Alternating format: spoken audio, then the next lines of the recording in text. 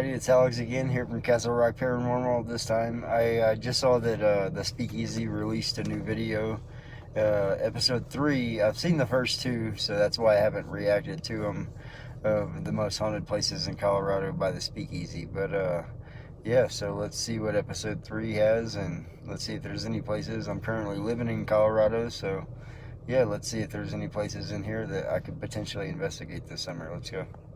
From deceptively serene lake towns whose shores are supposedly stalked by chilling, ghostly manifestations after dark, to historic hotels harboring the spirits of former patrons long since deceased, are you prepared to explore our third list for some of the most haunted places in Colorado?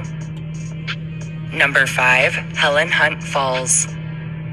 Helen Hunt Falls, located on North Cheyenne Creek, just off North Cheyenne Road, within the North Cheyenne Canyon Park in Colorado Springs, Colorado, is a 35-foot waterfall named in honor of 19th century U.S. poet and writer turned activist for the tribes, Helen Maria Hunt Jackson. Historically, land now holding Colorado Springs was initially inhabited by the Ute, Arapaho, and Cheyenne tribes, and following the establishment of the area's first modern settlement in 1859, Cheyenne Canyon would be utilized as a sort of natural escape.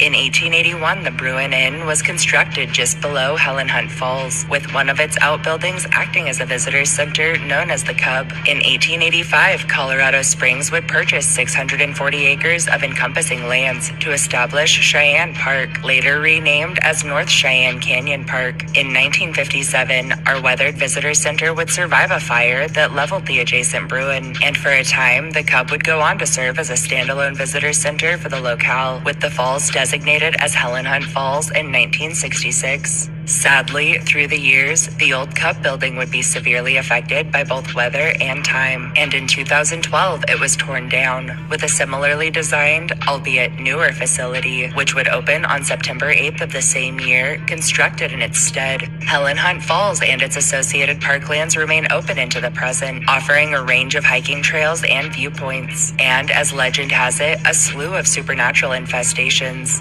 Disturbingly, terrain surrounding the falls can get quite treacherous, resulting in a handful of visitors to the expanse never returning, and legend claims park grounds are haunted by the spirits of those lost to accidents, or possibly worse, with visitors reporting extreme cold spots, orbs and strange forms captured in photography, and the constant feeling of being followed by something unseen.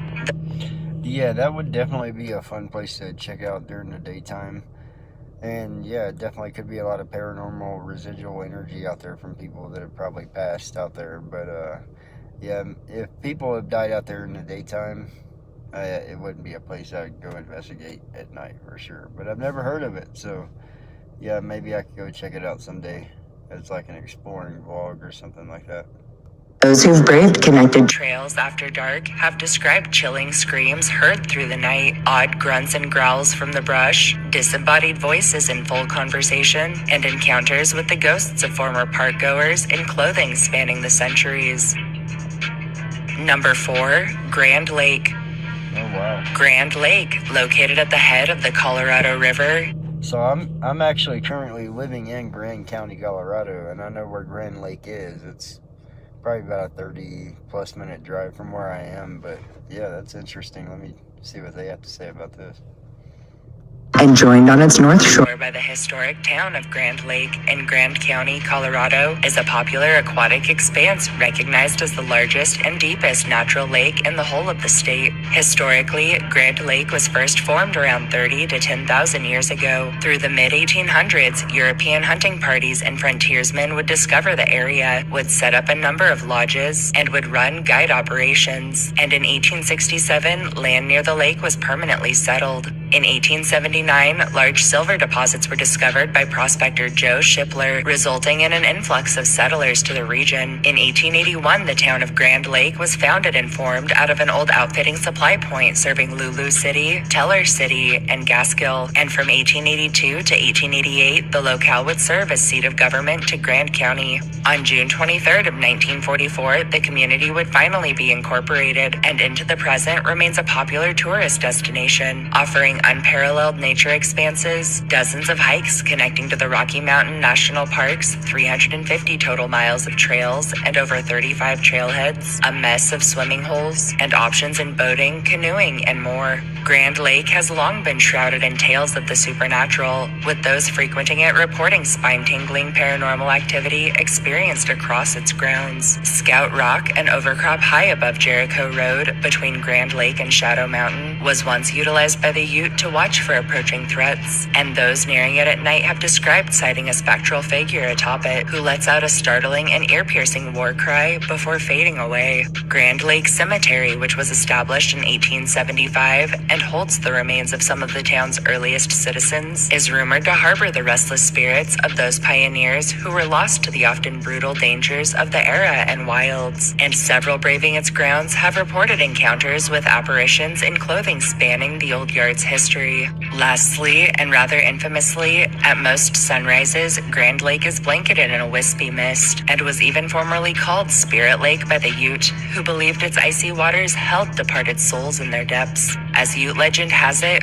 one hot summer day, a scout returned to his village to warn his people of encroaching Arapaho and Cheyenne war parties, and to protect their women and children, they would gather all together and would send them out onto the lake in log canoes and tide rafts. Sadly, a sudden and unrelenting thunderstorm would pick up out of nowhere, and grasp as they did at survival, all watercraft would eventually capsize in the storm, resulting in the deaths of every person aboard. To date, when rain hits the lake, it's said one can just hear the panicked cries of the spirits of those lost to the lake's frigid deep so many moons past.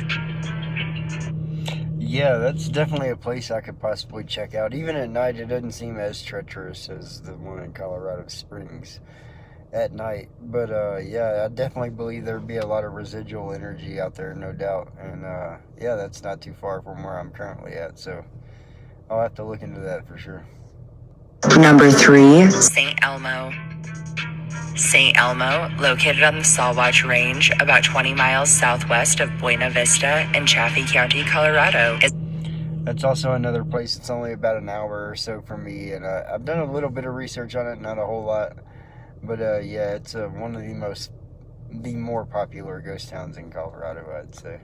The historic ghost town, widely recognized as one of the best preserved ghost towns in the state and possibly in the country. Historically, this ex-community was founded in 1880 as Forest City. However, its name would later be altered to St. Elmo due to the absurd number of other towns taking on the name of Forest City. St. Elmo would hit its economic peak through the 1890s, at which time it would boast a town hall, 5 hotels, a schoolhouse, a newspaper office, a general store, various saloons, and several dance halls. Of the 150 or so patented mine claims near St. Elmo, the Mary Murphy mine would grow to become its largest and most profitable, and while mines would dwindle and dry up through the years, the Mary Murphy would continue operations up until 1922, when the nearby rail line was left abandoned. Following the death of the local mining industry, St. Elmo's economy and populace would rapidly decline. While a number of efforts were made to locate new deposits or veins, all would be met in failure, and in 1952, following the death of its postmaster, the St. Elmo's post office would close its doors. While considered a ghost town, in the present, St. Elmo's is a popular tourist destination, and through the summers, its old general store remains open, offering a wealth of treats and souvenirs alongside off-road rentals. Local legend surrounding St. Elmo's tells the whole of this weathered town is haunted by the spirits of its former residents long since passed, with those frequenting the expanse reporting extreme cold spots on hot days, the constant feelings of being watched or of being followed, and inexplicable malfunctions with electronics. Objects have been sighted moving on their own, doors open and close by themselves, and a handful of accounts tell of encounters with full-bodied apparitions in clothing spanning the town's history. The most famous legend surrounding St. Elmo tells of Annabelle, or Dirty Annie Stark, daughter to mine section boss Anton Stark and wife Anna, who ran both the Home Comfort Hotel and general store. It's recorded that Anna would treat most harshly and was even cruel to her kids at times, and that following her passing, her children would let the old hotel fall into disrepair. Towards the end, Annabelle's appearance would become increasingly disheveled, as it said she lost her grip on reality. Locals would even document her strolling Main Street with her loaded shotgun, ready to defend the town. Following Annabelle's passing and up into recent times, many have reported encounters with the specter of a beautiful woman in white who's often spied gazing from the Home Comfort Hotel's windows, or the spirit of an older woman appearing dirty, marching up and down Main Street, gun in hand, that some claim just might be old Annabelle, forever keeping an eye on her family business. Number 2. Yeah, that's a very unique name, Annabelle, because of the Conjuring case and all that stuff. But no doubt about that. But yeah, St. Elmo, if you want to see me go try to investigate it, comment down below. I'll do what I can to get out there and research that place some more and see if I can't get into one of those buildings for sure. And see if I can't capture Colorado's Annabelle on camera. The Brown Palace Hotel.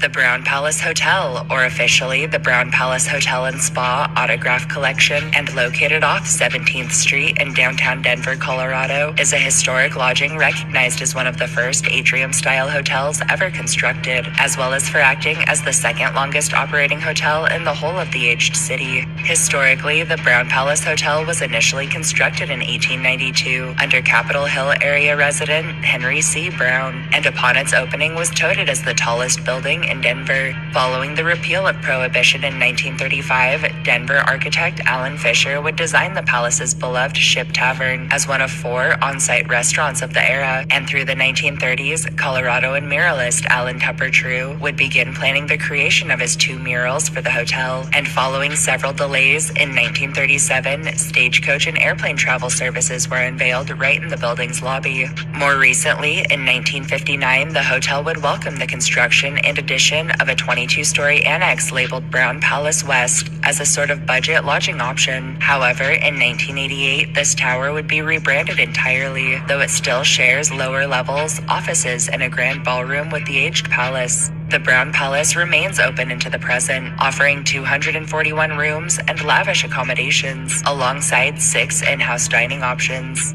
Over its lengthy existence, the palace has been surrounded by a number of shared stories and claims of supernatural encounters, with staff and guests telling of elevator rides shared with spectral waiters in old-fashioned uniforms, of the sounds of ghostly children and crying babies heard from empty halls, and of encounters with a man in an aged train conductor's uniform who's been known to frequent the airline's office, which used to house the railroad tickets office. The Brown Palace's main dining room, now Ellington's, was once known as the San Marco Room, and within, big bands and later the San Marco Strings would put on gigs for guests. To date, many nearing the space have reported hearing phantom music on the winds, and several passing by at night have described the commotion of what sounds like a serious band practicing somewhere out of sight. In 1911, the palace would act as scene to a high-profile murder, in which one Frank Henwood would shoot and kill Sylvester Lewis Tony Von Full, along with innocent bystander George Copeland, within the Marble Bar, after which employees would begin whispering of ominous shadowy figures encountered near, of objects moving on their own, and even of drinks pouring themselves. Lastly, history and legend intertwine to tell of how, from 1942 until her passing in 1955, heartbroken Denver socialite Louise Hill would reside in room 904, and of how following, staff would occasionally receive silent calls from said room, even when it was completely vacant or closed for renovations. Number 1. Yeah, so that's definitely a place that seems like it has a lot of history to it, definitely in the city of Denver alone. But yeah, I don't know. Investigation purposes, it looks like it's too popular of a hotel to really get any good evidence out of it. But yeah, I'd love to go check it out someday, no doubt. Colorado State University. Colorado State University is spanning nearly 5,000 acres across Fort Collins, Colorado, is a public land-grant university recognized as a flagship institution of the Colorado State University program that's earned a reputation as one of the nation's leading research universities. Historically, this school was first established in 1870 as the Colorado Agricultural College. In 1871, Robert Dizelle would deed 30 acres of land to said college. The school's first building, Old Main, would be completed completed in 1878, and in September 1879, Colorado Agricultural would welcome its first students. In 1884, CAC would celebrate its first graduating class of just 3 students, the likes of which included Libby Coy, the first woman to graduate from any college or university in Colorado. In 1909, the oval was designed and implemented. The oval, which is a large green expanse measuring in at 2,065 feet around, remains a center for gatherings, activities, and times of relaxation to this day, as is iconic CSU as a whole. In 1957, CAC would change its name to Colorado State University, after which its campus would see renovations, expansions, and remodels through the remainder of the 20th century and even into more recent times. CSU remains open into the present, accommodating around 33,000 students, while offering 150 programs of study across 8 separate colleges and 55 departments. Over its lifespan, a range of ghost stories have been passed through generations of CSU alumni, and into the present, an assortment of legends surround its various buildings. At Ammons Hall, which was constructed in 1922 and originally served as a women's recreation center, complete with swimming pool, it's told that long ago, a female student drowned within, and that ever since, both staff and guests to the site have reported disembodied voices, splashing heard from the atrium fountain, and the discovery of wet footprints across the property that seem to both begin and end inexplicably, with no clue as to their origin or destination. Also reported at Ammons are the sounds of heavy boot steps circling the second-floor atrium, lights that flick on and off by themselves, orbs and shadowy figures captured in photography, and several accounts of ominous, otherworldly groans heard emanating from thin air.